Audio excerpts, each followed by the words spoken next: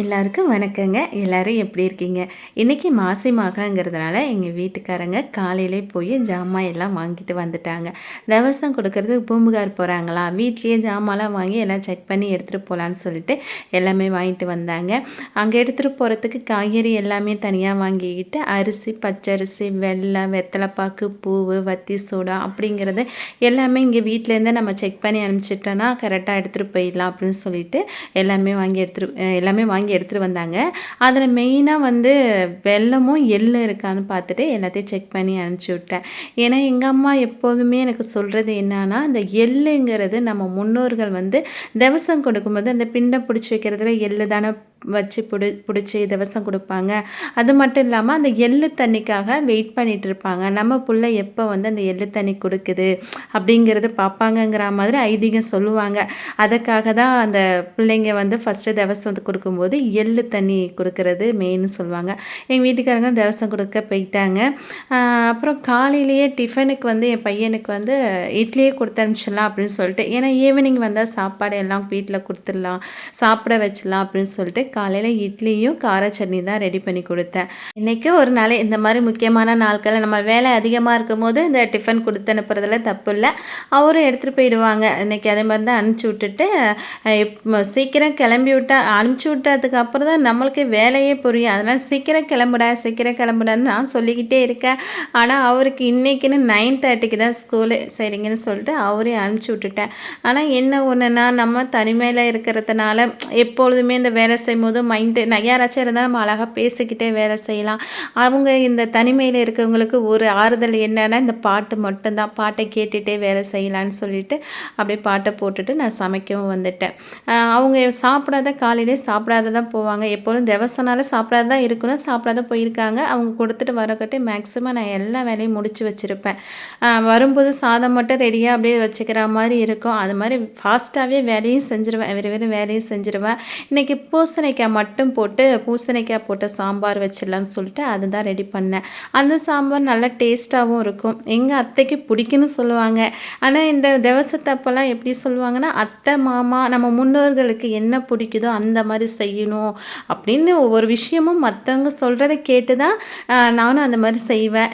எங்கள் வீட்டுக்காரங்க அவங்க அம்மானா அவ்வளோ பிடிக்கும். அவங்க அம்மா அப்பானா ரொம்பவே பிடிக்கும். 16 வயசில் அவங்க அம்மாவெலாம் இழந்து ரொம்பவே வாழ்க்கையில் கஷ்டப்பட்டு வந்திருக்காங்க. இப்போ இன்றைக்கி கூட அவங்க வந்து ஒவ்வொரு பொருளும் அவங்க அம்மாவுக்கு பார்த்து பார்த்து வாங்கிட்டு வரும்போது எனக்கு அவ்வளோ ஒரு பார்க்கவே உள்ளுக்குள்ளே அவ்வளோ ஒரு கஷ்டமாக இருந்துச்சு. அவங்க மறிக்குழந்துனா அவங்க அம்மாவுக்கு ரொம்பவே பிடிக்கும்னு சொல்லிட்டு எப்போதுமே மறிக்குழந்துனா அவங்க அம்மாவுக்கு ஸ்பெஷலாக எனக்கு வாங்கிட்டு வரும்போது அம்மாவுக்கும் இது அம்மாவுக்கும் அப்படிங்கிற மாதிரி அவங்க சொல்லுவாங்க. ஏன்னா எனக்கு வந்து அத்தைக்கு மறிக்குழந்து பிடிக்குங்கிறதே எங்கள் நாத்தனார் தான் சொன்னது. அத்தையோட அம்மா வீட்டில் வந்து விவசாயம்லாம் பண்ணுவாங்களாம். அப்போ கொல்லையில் வந்து மறிக்கொழுந்து போட்டிருப்பாங்களாம். அந்த மறிக்கொழுந்தை அவங்க அம்மா வந்து யார் இங்கே வந்தாலும், இந்த ஊர் சைடு யார் வந்தாலும் அவங்கள்ட்ட அப்படியே பறித்து கொடுத்து அனுப்புவாங்களாம். அதை சொல்கிறதுலேருந்து இந்த மாதிரி சில விஷயங்கள் சொல்கிறத வச்சு தான் நம்ம அத்தைக்கு இது பிடிக்கும், நம்ம மாமாவுக்கு இது பிடிக்கும் அப்படிங்கிற மாதிரி செய்கிறது. அப்புறம் பழம் முதகண்டு அவங்க அத்தைக்கு பிடிச்ச மாதிரி, ஸ்வீட் முதகண்டு அத்தை எல்லாமே அத்தைங்கிறன்னு சொல்லாதீங்க. ஏன்னா அம்மாங்களுக்கு பிள்ளைங்கனாலே அம்மா தானே ஸ்பெஷல். அதனால அவங்க வந்து அவங்க அம்மாவுக்கு என்னவோ அப்படிங்கிற மாதிரி எல்லாமே செஞ்சாங்க. அப்புறம் மாமாவுக்கு உளுந்து வடைனா ரொம்பவே பிடிக்கும்னு சொல்லுவாங்க. அது உளுந்து வடை நல்லா பெருசாக இருக்கணும் அப்படிங்கிற மாதிரிலாம் சொல்லுவாங்க. இந்த வேலையெல்லாம் செஞ்சுட்டே இருக்கும்போது அப்படியே ஒன்றையுமே நம்ம எல்லா வேலையும் பார்த்துட்டே இருக்கும்போது உண்மையாகவே சொல்கிறேன், அப்படியே கொஞ்சம் டயர்டாகிடுச்சு. நான் கால் பண்ணி கேட்டேன். அங்கே பூம்புகாரில் வந்து ரொம்ப கூட்டமாக இருந்துகிட்ருக்கு. அவங்க மெயினாக ஐயருங்கள்ட்ட இப்படி தானே கொடுப்பாங்க, அதனால கூட்டம் அதிகமாக இருக்குது, நான் வரதுக்கு கொஞ்சம் லேட் ஆகும்னு சொன்னாங்க. அப்படியே கொஞ்சம் நேரம் உட்காந்து ஒரு காஃபியை குடிச்சிட்டு வந்து மற்ற வேலை எல்லாமே ரெடி பண்ணிக்கிட்டே இருந்தேன். நான் எப்படின்னா ஒரு காயை கட் பண்ணுறேன்னா அப்படியே போயிட்டு அதை தாளித்து விட்டுட்டு நெக்ஸ்ட்டு வேலையை செய்வேன். எல்லாமே ஒன்றா அப்படியே அந்த மாதிரி செஞ்சால் ஈஸியாகவும் இருக்கும். டக்குன்னு ஒரு காயை கட் பண்ணிவிட்டு அதை தாளித்து விட்டுட்டு நெக்ஸ்ட்டு என்ன தொட்டுக்க என்ன பிளானு அப்படின்னு சொல்லிட்டு எல்லாமே செஞ்சுட்டு இருப்பேன். இப்போ பாருங்கள், உளுந்த வடையும் போட்டுகிட்டே இருக்கேனா, உளுந்த வடை நல்லா சூப்பராக நல்லாவே வந்திருக்கு. நம்ம லைஃப்பில் இழக்கக்கூடாத விஷயம் ஒன்றுன்னா, அதில் மெயினாக அம்மா, அப்பாவை இழக்கக்கூடாது. அதுவும் சின்ன வயசுலேயே அம்மாவெல்லாம் இழந்து, அப்பாவெல்லாம் இழந்து இருக்கிறதுலாம் அதெல்லாம் ரொம்ப கஷ்டமான விஷயம். எங்கள் வீட்டுக்காரங்க எப்போவுமே அடிக்கடி ஒரு விஷயம் ஃபீல் பண்ணுற விஷயம் என்னன்னா, அவங்க பையனை என் பையன் ஏதாச்சும் ஒரு விஷயத்தில் வின் பண்ணிட்டு வரும்போது, அம்மா இருந்தால் இந்நேரம் எப்படி தெரியுமா? அங்கே போய் சொல்லியிருப்பாங்க, இங்கே போய் சொல்லியிருப்பாங்க. அப்பா இருந்தால் இந்நேரம் அப்படி தான் வச்சுருப்பாங்க. அப்படின்னு ஒவ்வொரு நேரத்துலேயும் அவங்க அப்பா, அம்மா வந்து பேரனை இந்த அளவுக்கு கொஞ்சுற அளவுக்கு அவங்க இல்ல. பேரனை பார்க்குற அளவுக்கு இல்ல அப்படின்னு சொல்லிட்டே இருப்பாங்க. அத்தை இறந்து ஒரு 4 வருஷத்துலயே மாமாவும் இறந்துட்டாங்களாம். அதெல்லாம் ரொம்ப கஷ்டம் இல்ல. இன்னமும் நான் ஒரு விஷயத்துக்கு ஃபீல் பண்றேன்னா, அத்தை, மாமா வந்து எனக்கு அத்தை, மாமாவோட இருக்கிற அளவுக்கு எனக்கு குடுப்பன இல்ல. அவங்க ஏன்னா அவ்வளோ ஒரு சூப்பரான கேரக்டராம். அந்த நான் கல்யாணம் ஆகி வந்தப்ப வந்து ஃபர்ஸ்ட்டு சொல்ற வார்த்தை என்ன கல்யாணம் ஆன புதுசுல எல்லாருமே பார்ப்பாங்களா, அப்ப பார்க்கும்போது, "ஐயோ! உன் மாமியா இல்லாத போயிட்டு, உன் மாமியா இருந்தா உன்ன அப்படி தாங்கியிருக்கும். உன் மாமியா தான் அவ்வளோ இந்த தெருவுக்கே உங்க மாமியா தான் அப்படி." அந்த தெரு ஃபுல்லா எத்தனை குழந்தைங்க இருக்காங்களோ, அத்தனை குழந்தைங்களும் வந்து நம்ம வீட்ல தான் சாப்பிடுவாங்க. உங்க மாமியா இட்லி சுட்டு காலைல அந்த பிள்ளைங்களலாம் கூப்பிட்டு சாப்பாடு வைக்கிறதெல்லாம் அப்படி சொல்லிட்டு, ஓ நம்ம தெருவுல இல்லாத பக்கத்து தெருவுலயும் இந்த வழியா போகும்போது, அவங்க பேசுற வார்த்தையில இத தான் பேசுவாங்க. எங்க அத்தைய பத்தியே பேசிட்டே போவாங்க. அதெல்லாம் எவ்வளோ பெரிய பேருங்க. அத்தைலாம் எப்படி இருந்திருக்காங்க. அப்ப நினைக்கும்போது எனக்கு கண்டிப்பா நான் தான் குடுத்து வைக்காதவ.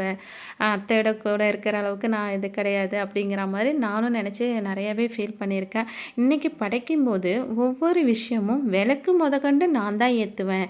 எங்க அம்மாவுக்கு விளக்குலேருந்து நான் தான் ஏத்துவேன்னு சொல்லிட்டு, அவங்க எல்லாமே எடுத்துட்டு வந்து குடுத்துட்டு, சாம்பிராணியும் அவங்களும் போட்டு எடுத்துட்டு வந்து எல்லாமே காமிச்சாங்க. ஏதாச்சும் வைக்க போனா, அந்த ஸ்வீட்டு பாயாசம் வைக்க போறவங்க, நான் தான் எங்க அம்மாவுக்கு வைக்கணும். நான் தான் ஸ்வீட் எங்க அம்மாவுக்கு வைக்கணும்னு சொல்லிட்டு, அவங்கள கையாலேயே எல்லாமே வச்சு, எல்லாமே செஞ்சுட்டு சாமி, அத்தை, மாமாவுக்கு அவங்களையும் நெனச்சு, எல்லாரையுமே நெனச்சு சாமியும் கும்பிட்டுட்டு, நல்லபடியா வீட்ல சாம்பிராணிலாம் போட்டு காமிச்சோம். எப்போதும் நம்ம வந்து மெயினா நம்ம குலதெய்வம் எப்படியோ, அந்த மாரி நம்ம முன்னோர்கள் துணையும் எப்போதும் இருக்கணும். அதனால தான் எந்த விரதம் எடுத்தாலும் இல்லைனாலும், அமாவாசை விரதம் மெயினா எடுக்கணும்னு சொல்லுவாங்க. நம்ம முன்னோர்கள் ஆசீர்வாதம் நம்மளுக்கு இருந்தா கண்டிப்பா நம்ம நல்லாயிருப்போம் அப்படிங்கிறது கண்டிப்பான ஒரு ஐதீகம். அதனால இன்னைக்கு நல்லபடியாவே தவசமும் கொடுத்துட்டு வந்துட்டு வீட்ல எல்லாமே இன்னைக்கு வந்து சாம்பார், ரசம், அப்பளம், பாயாசம், முட்டைக்கோஸ் பொரியல், புடலங்காய் பொரியல், வாழைக்காய் பொரியல், அவங்களுக்கு பிடிச்ச மாரி பழம் எல்லாமே வச்சு ஸ்வீட் எல்லாமே வச்சு நல்லபடியா சாமிய கும்பிட்டாச்சு. நான் எங்க அப்பா சொன்னேன்ல, எங்க அப்பாவோட அண்ணன் சொன்னேன்ல, அவங்க தான் இவங்க. அவங்களையும் நான் வச்சு அவங்களையும் சாமி கும்பிடுவேன். அவங்களுக்கு வடை பாயாசம் மட்டும் வச்சு அழகா சாமி கும்பிட்டுட்டேன். அப்புறம் எல்லாருமே சேர்ந்து உட்காந்து அப்படியே சாப்பிட்டாச்சு. பையன் ஸ்கூல் விட்டு வருவானா, வந்ததுக்கப்புறம் அவருக்கு சாப்பாடு போட்டு குடுத்துருவேன். எங்க வீட்டுக்காரங்க சாப்பிட்டுட்டே இருக்கும்போது, எல்லாமே சூப்பரா இருக்கு, சூப்பரா இருக்குன்னு சொல்லிட்டே சாப்பிட்டாங்க. அது என்னமோ தெரியலங்க. இந்த அமாவாசை, இந்த மாரி திவசம் அப்பலாம் சமைக்கும்போது, அது ஒரு விதமான டேஸ்ட்டு சூப்பராவே இருக்குங்க. இந்த வீடியோ உங்களுக்கு பிடிச்சிருந்தா கண்டிப்பா லைக் பண்ணுங்க, கமெண்ட் பண்ணுங்க, சப்ஸ்கிரைப் பண்ணுங்க. Okay bye.